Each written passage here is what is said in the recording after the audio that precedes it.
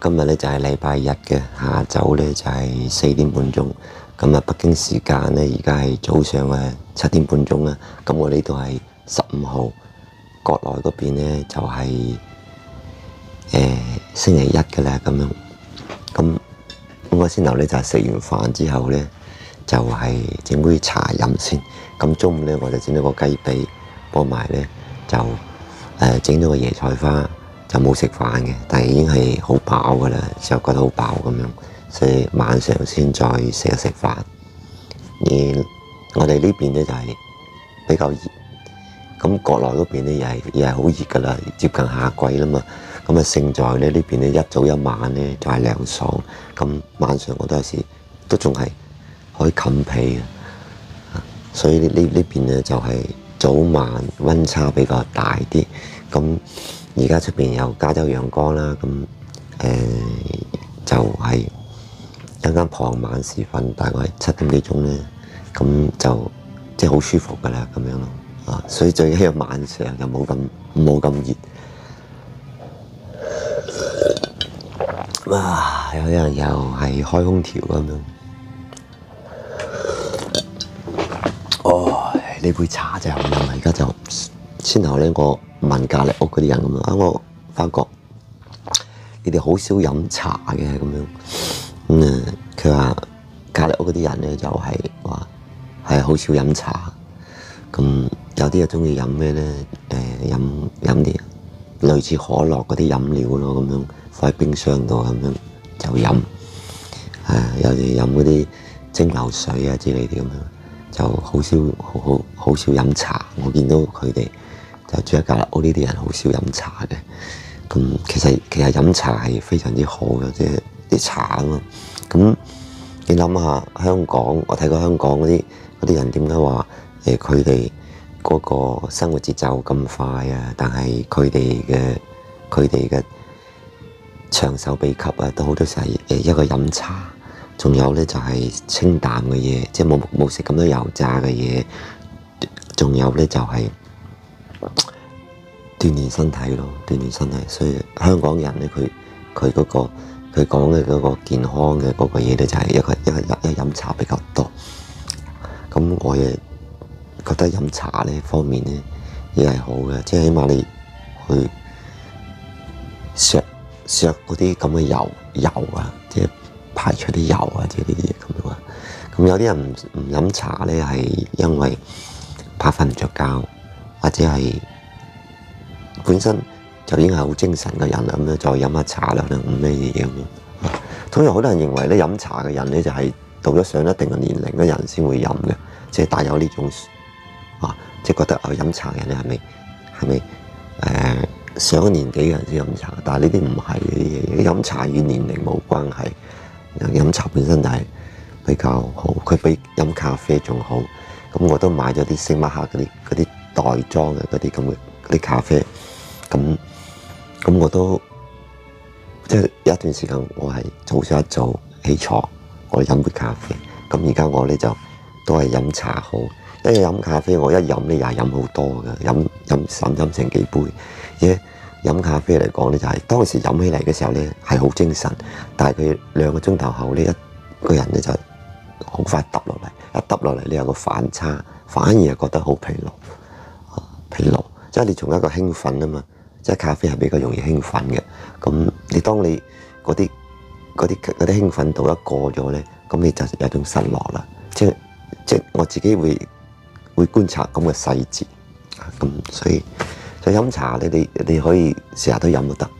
咁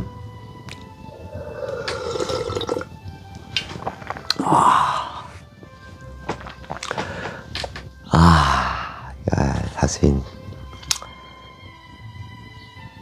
睇有啲咩嘢要喺度咧吹下水啦。其實今次咧，我喺國內都陪伴我老媽子到最後。咁我發覺呢一個人咧，當你活着，你有生命嘅時候咧，你無論點樣都好，你都係有一種尊嚴喺度，即係你係活着，你只要係有呼吸，咁你就係、你無論係就你年紀幾大都好，你去到邊度都係有人去照顧，或者你就算去醫院又好，都有啲醫生護士去幫你去醫或者去檢查身體。但係一旦你嘅生命終結咗之後咧，咁就係可以睇得到咧，就係變咗一個冇咗個生命嘅一個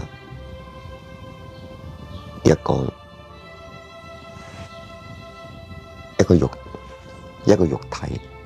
即係冇咗靈魂，亦冇咗呼吸嘅，咁樣好快，我就親眼睇到咧，就係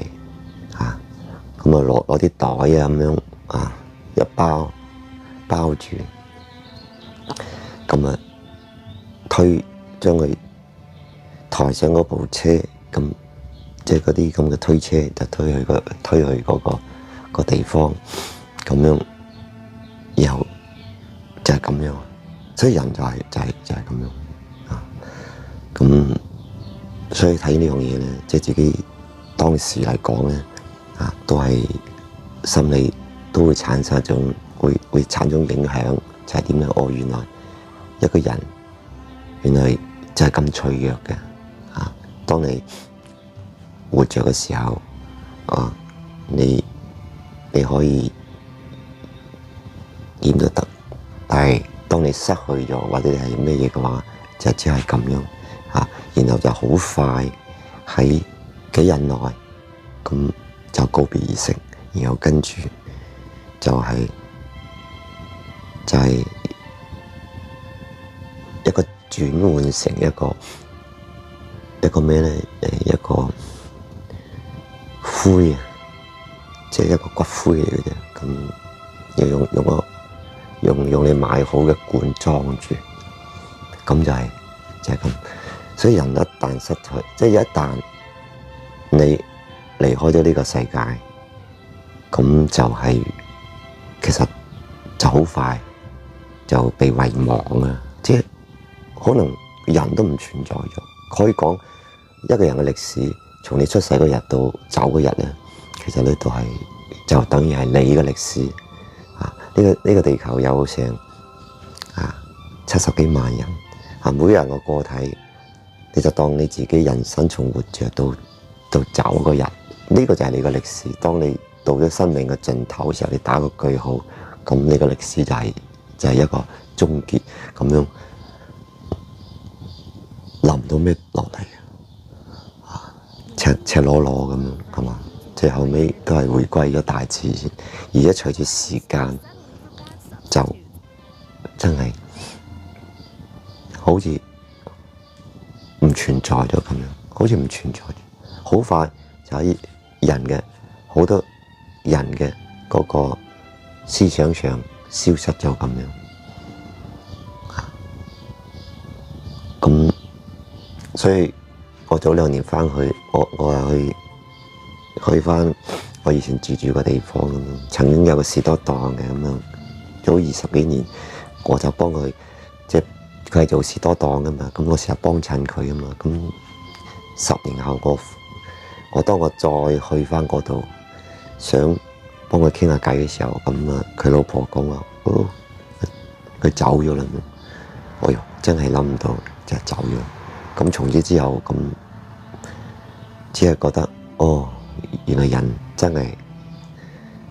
咁樣，所以人嘅生命咧，即係的確係非常之短暫，好短暫。所以咧，有時咧就係活着咧，其實真係要真係一個過程。咁一代人真係就好似接力棒咁樣咯。反正呢個地球其實冇變化嘅，個地球冇變化，時間嘅其實又冇咩變化。所謂變化就係對你個體嚟講係一個變化，即係從你出生嗰日開始計時間，就到你走嘅日。咁呢個就係一個計嘅時間喺度，就係你嘅歷史。當你某一天你去咗天堂嗰日，你就係一個打上個句號，而且再無論朋友又好，親人又好，咁你只係話偶爾去諗一諗，曾經以前係咁樣，但係真係隨着時間，你慢慢都係會淡忘咁樣，所以呢個世界上都係一樣喺度轉嘅，一轉。特別而家好似啱啱早幾日咧，好似印度嘅嗰個飛機，嗰個客機咁樣咁一飛都唔夠10秒鐘啊，好似幾十秒咁就一下子成個飛機上200幾人最後尾就有一個好幸運嘅人咧，就係即係佢好幸運，一個人能夠生還到，而且佢亦冇骨折所以呢個係真係呢個係我哋中國有句話，大難不死必有後福，咁佢真係佢係好幸運嘅件事情啦，好幸運我相信佢都係喺餘生嚟講咧，都總係會成個人咧都會轉變嘅，即係覺得真係死裏逃生。但係佢同樣佢又有兄弟，聽佢講咧，佢有兄弟同喺部機嗰度嘅，咁佢嘅嗰啲親兄弟就冇咁幸運就咁樣。咁仲有一家人咧，就係5口之家3個細路哥咁嘅夫妻，咁佢哋去英國嘅，話過新生活嘅，咁一下子就咁樣也打上去。所以人生好無常，即有時往往你冇辦法去預知未來嘅某一日你係點樣所以好多時候就係咁樣。所以活着其實就係應該係感恩，而且你要調節好你自己嘅一種心情咯咁樣。所以其實有時我都要拍視頻，好多嘅動機都係好似自己每一日都係做日記咁樣，即係活着即係活着嘅感覺真好就係咁樣。呢樣嘢就係一個過程，所以呢樣嘢你係呢個就係我所想要嘅嘢咯。即係無論你唔係有時你去做視頻，而唔係話真係我有啲咩係有咩好分享嘅嘢，而係你將佢每一日，你就哪怕你冇乜好多精彩嘅嘢去分享，或者冇咩嘢嘅，但係你每一日你咪都係可以隨便咁樣去傾一傾呢樣嘢就係一種存在感喺度，一種日記喺度即係起碼我留住咗今日。無論以後你會唔會睇，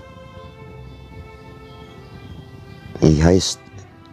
隨機即係隨機性去睇，或者乾脆你就連睇都唔睇添。咁但係呢啲都係一種人生嘅記錄啦。所以呢樣嘢就係咁樣，其實就係一個動機，其實就好簡單嘅一件事情。又唔係話日日都咁精彩，唔係日日都咁精彩。正如所講，拍視頻唔係話日日都有咁多精彩嘅嘢要去展現出嚟，而且人生係一種好平淡、好平凡嘅嘢。咁唔係咁平凡嘅嘢咁就相當於自己煮飯食。其實每一日3餐，其實都係一個重重複複嘅過程。你煮嘢好，或者你唔想煮飯也好，你或者佢哋係去出邊去買個麵包又好，出去食餐飯又好，或者係食快餐又好，但係你每一日你都等於係一個重重複複人喺一個基本嘅生存下，你就要去食飯嘅。呢係一個重複嘅動作，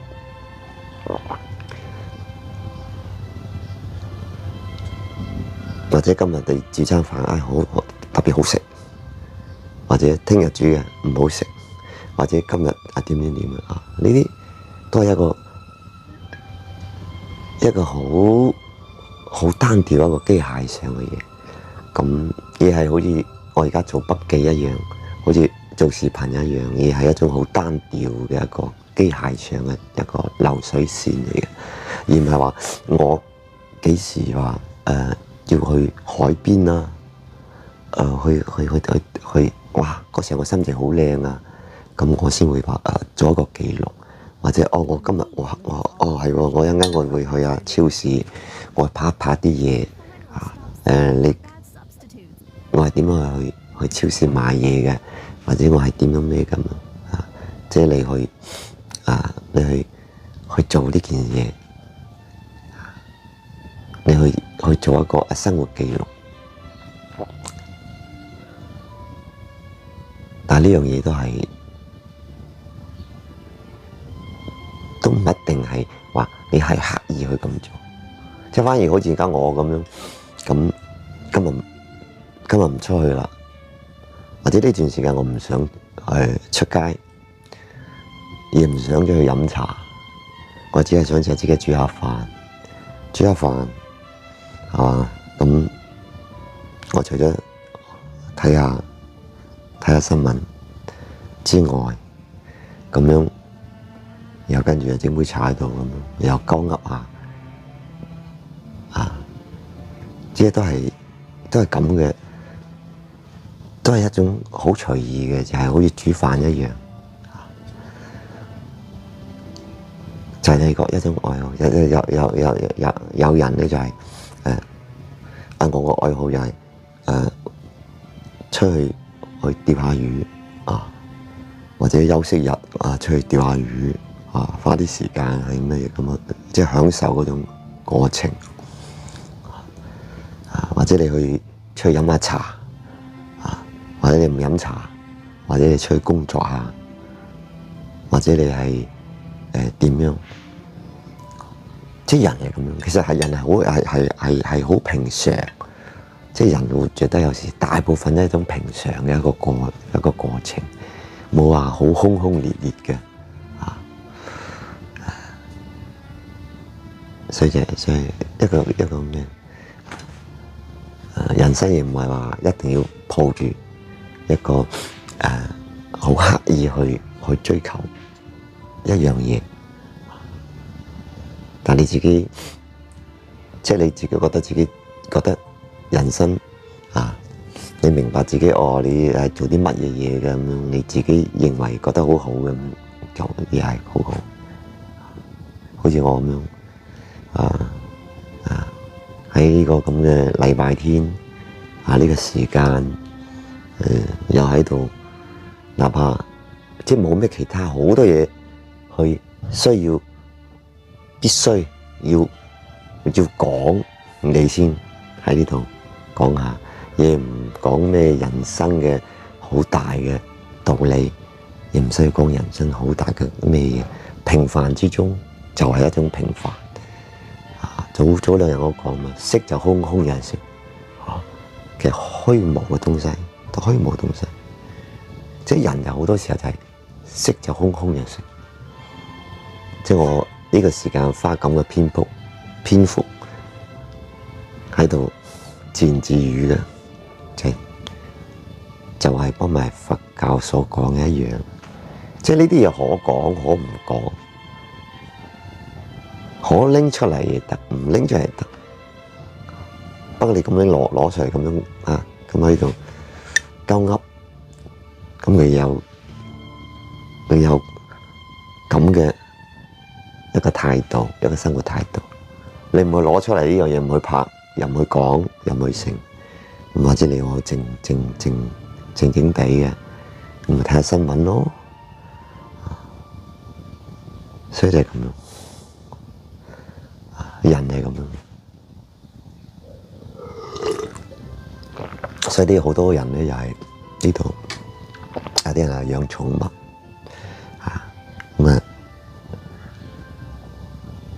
總係攞啲嘢嚟去調節下生活，去攞啲嘢去咩啊嘛，就係咁咯。人真係就係咁樣，所以我覺得咧好多嘢咧就係人肯定係有自己嘅興趣所在，咁總係有興趣一樣嘢。如果一個人你咩都可能冇興趣嘅話，咁你又會覺得好悶，或者可能係喎咁，係咪需要去揾人傾下偈咧，或者係乜嘢？如果喺呢度嘅生活嚟講咧，如果你唔係真係你冇辦法做一個即係呢種寧靜嘅生活，你鍾意熱鬧嘅，咁呢種生活就係好難去過㗎喇，要我話咁國內上咧就好熱鬧啦，咁呢度咧就唔會有咩熱鬧。所以呢個環境下咧，就係你一嚟就去學嘢，一嚟就做嘢，一嚟就係鍾意你做自己嘅一種愛好，就係咁。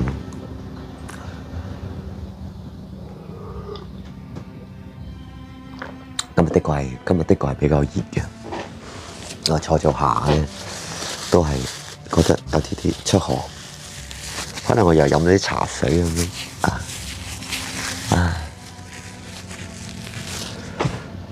所以有時花啲時間咧喺度吹下水講下嘢咧，咁其實人亦係感覺到亦係一種輕鬆一種輕鬆就係分泌啲多巴胺啦。多巴胺一種係釋放一種愉悅嘅心情咁你又可以調節到咁樣所以人係有時你飲茶亦可以釋放到啲多巴胺，你飲咖啡亦會亦會分泌啲多巴胺或者你今日你食到啲乜好嘢美食或者點，即總係有，即係你要調節到自己所以人係咁樣，你能夠調節到自己，咁你就覺得就人生就覺得平淡而有意思啦係咁。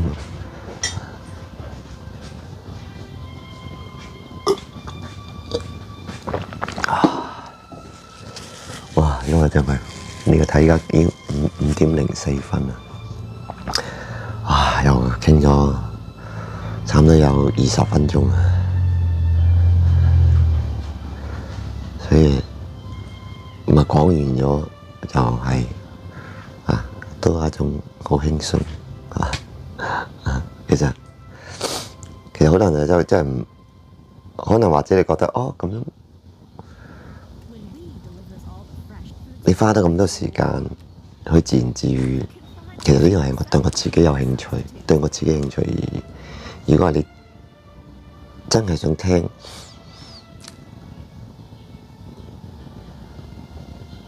呢樣嘢就係一種個人記錄，一個沉悶，但係屬於自己嘅興趣，係屬於自己嘅興趣，所以咁，就係咁。